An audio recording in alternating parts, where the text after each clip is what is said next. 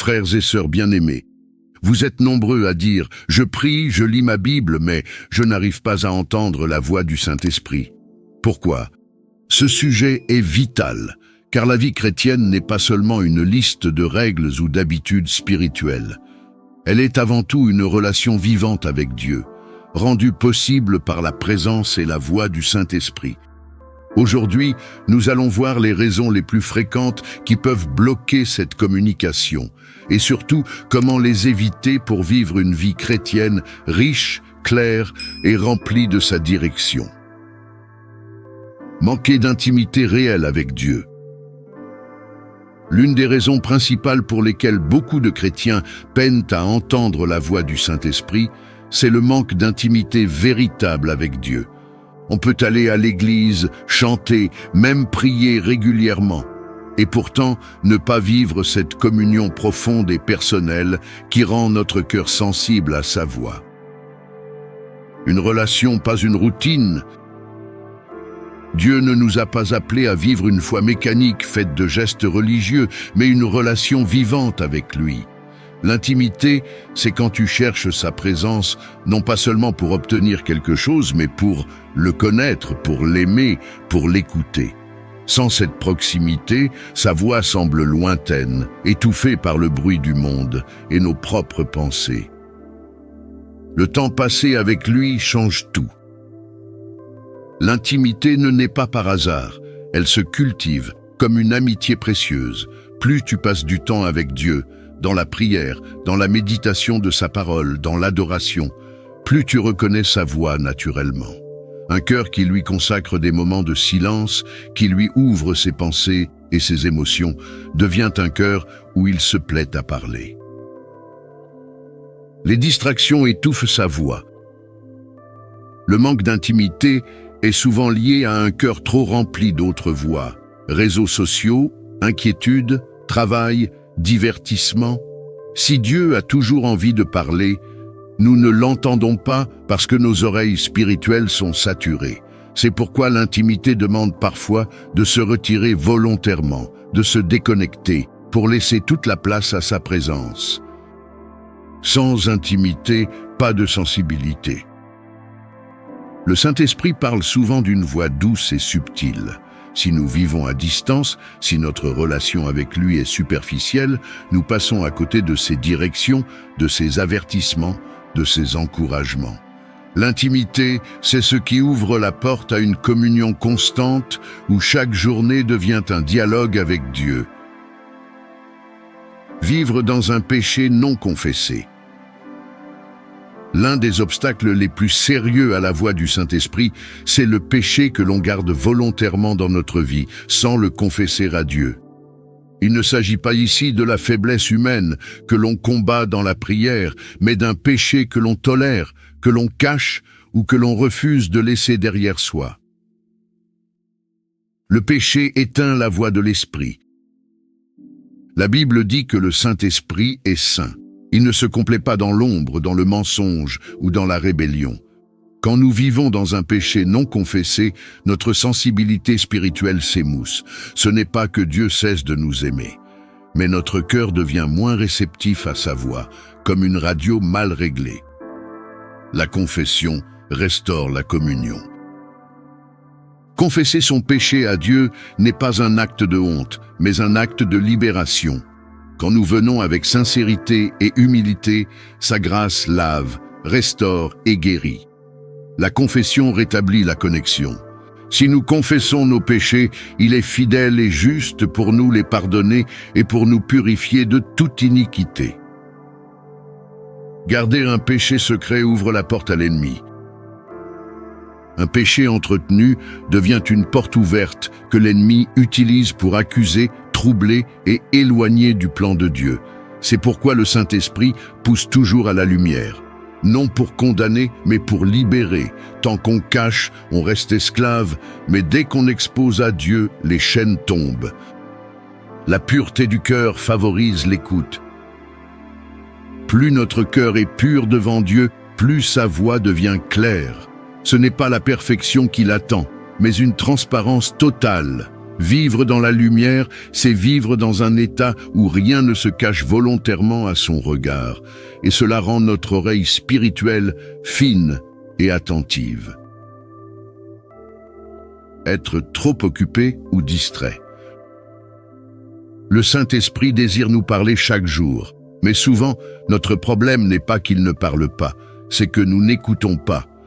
Dans un monde bruyant et rapide, nous avons toujours quelque chose à faire, un écran à regarder, un message à répondre. Résultat, notre cœur devient saturé et la voix douce du Saint-Esprit se perd au milieu du vacarme. Trop d'agitation, pas assez d'attention. Être occupé n'est pas forcément mauvais, mais être constamment pressé et dispersé étouffe notre vie spirituelle. Jésus lui-même prenait du temps pour se retirer, loin de la foule, afin de rester connecté au Père. Si même lui en avait besoin, combien plus nous? La distraction vole notre sensibilité. La distraction peut être subtile. Ce n'est pas seulement le péché, mais tout ce qui prend une place excessive. Travail, réseaux sociaux, loisirs, inquiétudes, projets. Même des choses bonnes peuvent devenir des obstacles si elles prennent la priorité sur notre relation avec Dieu. Le Saint-Esprit ne crie pas pour se faire entendre. Il attend un cœur disponible. Créer des espaces de silence. Pour entendre clairement le Saint-Esprit, il faut apprendre à ralentir et à se taire. Un moment de silence chaque jour, un temps de méditation de la parole, une marche seule avec Dieu. Ces pauses intentionnelles réajustent notre cœur et nous rendent attentifs à ses murmures. Le choix de la priorité. La vérité est simple, on trouve toujours du temps pour ce qui compte vraiment. Si nous voulons que le Saint-Esprit nous parle, nous devons décider consciemment de lui donner une place dans notre emploi du temps. Ce n'est pas trouver un moment pour Dieu, c'est placer Dieu au centre et organiser le reste autour. Ne pas reconnaître sa façon de parler. Beaucoup de croyants pensent que lorsque le Saint-Esprit parle, ce sera toujours d'une manière spectaculaire, une vision éclatante, une voix audible du ciel ou un signe extraordinaire. Or, dans la réalité, Dieu parle souvent de façon subtile et variée. Et si nous ne savons pas reconnaître ces méthodes, nous risquons de passer à côté. Dieu parle souvent dans le calme. Le prophète Élie a appris que Dieu n'était pas dans le vent puissant, ni dans le tremblement de terre, ni dans le feu, mais dans un murmure doux et léger.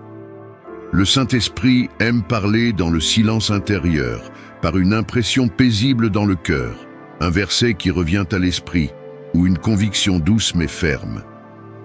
Sa voix prend plusieurs formes. Le Saint-Esprit peut parler à travers la parole de Dieu, par une prédication, un conseil d'un frère ou d'une sœur, un événement providentiel ou même par un rêve. Le problème, c'est que si nous attendons une seule forme de manifestation, nous risquons de manquer toutes les autres. La sensibilité se développe. Reconnaître sa voix demande du temps et de l'entraînement. Comme un berger et ses brebis, plus nous passons de temps avec lui, plus nous apprenons à distinguer ses paroles des autres voix, celles de nos pensées, de nos émotions ou de l'ennemi. Cela demande un cœur attentif et un esprit ouvert. Le danger des idées préconçues. Si nous limitons Dieu à un mode de communication précis, nous risquons de rejeter sa voix sans le savoir. C'est pourquoi il est vital de rester humble, enseignable et prêt à accueillir sa direction, même lorsqu'elle ne se présente pas sous la forme que nous attendions. Avant de poursuivre, prends un instant avec moi. Si ce que tu entends te parle déjà, si tu sens que ce message vient te toucher dans ta vie spirituelle, je t'invite à aimer cette vidéo, à t'abonner à la foi catholique si ce n'est pas encore fait, et à activer la cloche. Pourquoi? Afin que Dieu continue à te parler, à t'enseigner, à t'équiper pour les épreuves à venir, et ici tu ne seras pas seul.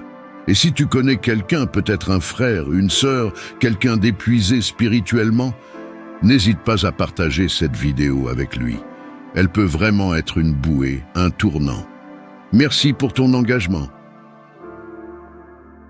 avoir des attentes erronées. Parfois, ce n'est pas que Dieu ne parle pas, c'est que nous attendons qu'il parle d'une manière qui nous convient. Nous avons déjà en tête ce que nous voulons entendre, comment et quand nous voulons l'entendre. Et si Dieu agit différemment, nous pensons qu'il est silencieux. Vouloir une réponse selon notre scénario. Il arrive que nous présentions une situation à Dieu tout en ayant déjà notre solution. Nous prions, mais au fond, nous espérons que le Saint-Esprit confirme simplement notre plan. Or, le rôle du Saint-Esprit n'est pas de valider nos projets personnels, mais de nous conduire dans la volonté parfaite de Dieu, même si cela diffère totalement de nos attentes. Se limiter à un certain style de réponse. Certaines personnes pensent que Dieu doit donner une réponse immédiate, claire et précise, ou encore qu'il parlera toujours de façon spectaculaire. Mais Dieu est libre dans sa manière de répondre. Parfois il parle vite, parfois il nous fait attendre, parfois il donne des détails, parfois seulement une direction générale. Attendre un chemin facile. Une autre erreur fréquente est de croire que si c'est Dieu qui parle, le chemin sera sans difficulté. Or, dans la Bible, même quand Dieu donnait une direction claire, les épreuves faisaient partie du processus. Joseph avait reçu des rêves de gloire, mais il est passé par la trahison et la prison avant d'atteindre la promesse. Apprendre à accueillir ce que Dieu donne. Corriger nos attentes, c'est accepter que Dieu sait mieux que nous. C'est choisir de dire « Seigneur, parle-moi comme tu veux, et même si ce n'est pas ce que j'espérais entendre, je t'obéirai. » Cette attitude ouvre notre cœur à recevoir pleinement sa direction et sa paix. Ignorer les instructions précédentes. L'une des raisons pour lesquelles beaucoup de croyants n'entendent plus la voix du Saint-Esprit, c'est qu'ils n'ont pas agi sur ce qu'il leur avait déjà dit. Pourquoi Dieu donnerait-il une nouvelle direction si la précédente a été négligée? Dieu parle pour être obéi, pas seulement entendu.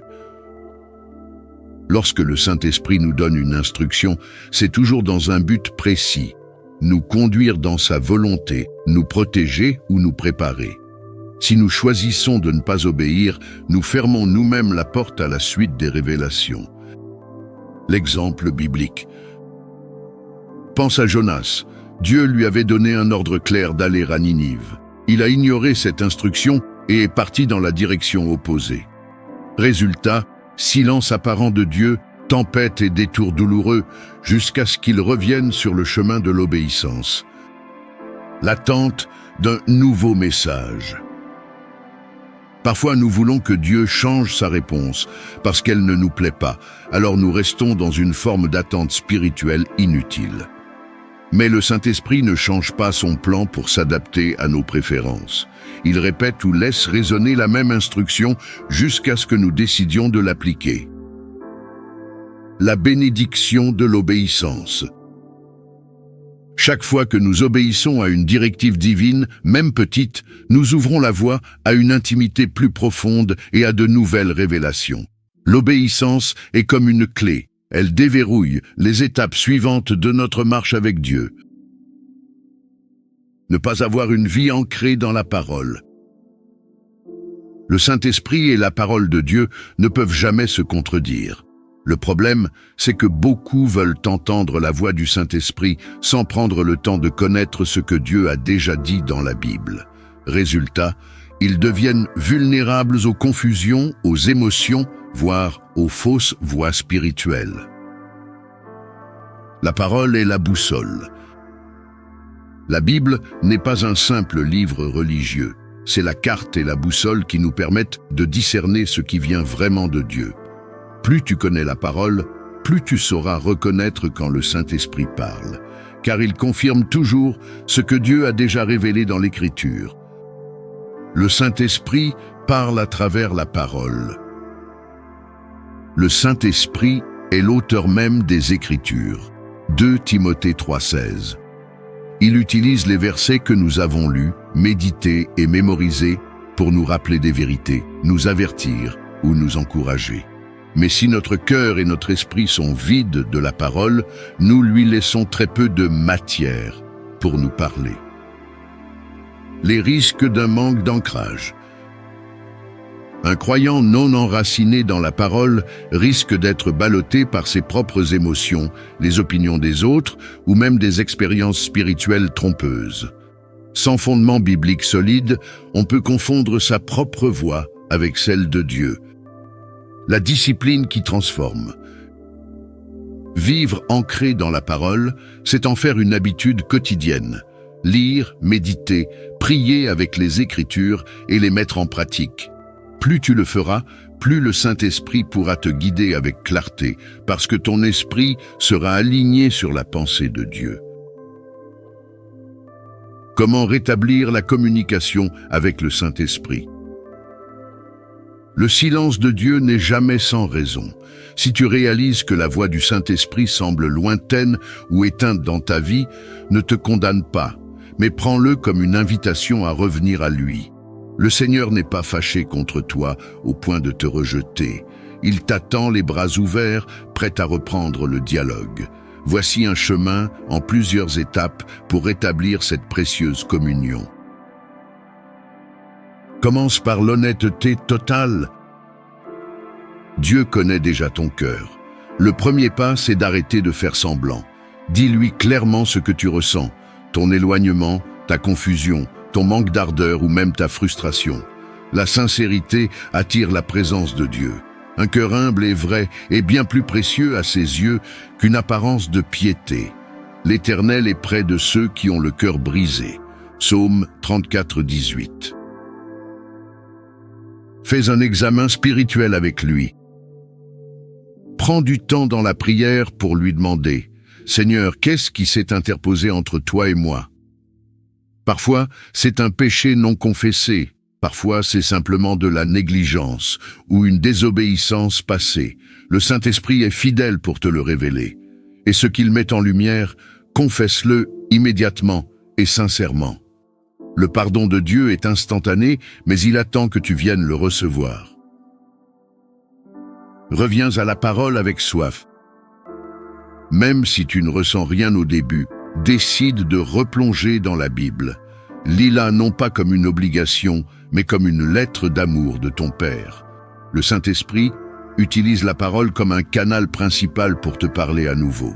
Plus tu te nourris des Écritures, plus sa voix redeviendra claire, familière et douce à ton cœur. Réinstaure un temps de qualité avec Dieu. La communication avec le Saint-Esprit se rétablit rarement dans le bruit et la précipitation. Bloque des moments fixes chaque jour pour t'asseoir dans sa présence, même si au début tu restes simplement en silence devant lui. La constance est la preuve de ton désir sincère. Souviens-toi, tu ne cherches pas une sensation, tu cherches une personne.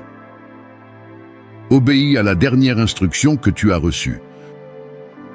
Souvent, Dieu ne donne pas de nouvelles directives tant que la précédente n'a pas été appliquée. Demande-toi, qu'est-ce que Dieu m'avait déjà demandé de faire? Peut-être c'était pardonner quelqu'un, commencer un service ou arrêter une habitude nocive. Reviens sur cette instruction, mets-la en pratique et tu verras la communion se rétablir naturellement. Éloigne les distractions spirituelles. La voix du Saint-Esprit est douce, elle ne se mêle pas au vacarme constant de nos vies. Limite les sources de bruit intérieur, trop de réseaux sociaux, de comparaisons, de discussions vaines. Mets-toi volontairement dans des atmosphères où ton cœur est plus sensible. Louange, méditation, silence, nature. Le but est de créer un espace où le Saint-Esprit n'est pas étouffé. Pratique la gratitude et la louange. La reconnaissance ouvre la porte à la présence de Dieu. Remercie-le pour ce qu'il a déjà fait, même si ta situation n'a pas encore changé. La louange attire sa présence et réchauffe ton cœur spirituel. Très souvent, c'est dans la louange que sa voix se fait à nouveau entendre avec clarté. Demande-lui de te rendre sensible à sa voix. Parfois, notre communication avec le Saint-Esprit n'est pas rompue. C'est juste que nous ne sommes plus attentifs. Dis-lui, « Seigneur, rends mon cœur attentif à tes murmures. Et sois prêt à écouter non seulement dans la prière, mais aussi au milieu de ta journée. Sa voix peut venir par une conviction intérieure, un verset qui revient à ton esprit ou une paix soudaine dans une décision. Mon ami, si tu as reconnu dans cet enseignement une raison pour laquelle la voix du Saint-Esprit semble lointaine dans ta vie, n'attends pas demain. Le moment de restaurer cette communion, c'est maintenant. Le Seigneur t'attend avec amour, sans reproche, les bras grands ouverts. Prends aujourd'hui la décision de lui parler avec sincérité, même si tes mots sont simples. Confesser ce qui doit l'être, sans peur ni honte. Revenir à sa parole avec un cœur assoiffé, lui donner du temps, même dans le silence. Ne laisse pas les bruits de ce monde étouffer sa voix dans ta vie. Il veut te guider, te réconforter, te corriger, te remplir. Mais il attend que tu lui ouvres la porte. Alors maintenant, là où tu es, ferme les yeux un instant et dis-lui « Saint-Esprit, je reviens à toi. Parle, je suis prêt à t'écouter. » Et dès aujourd'hui, marche dans l'attente joyeuse, car sa voix redeviendra claire et sa présence redeviendra ta joie.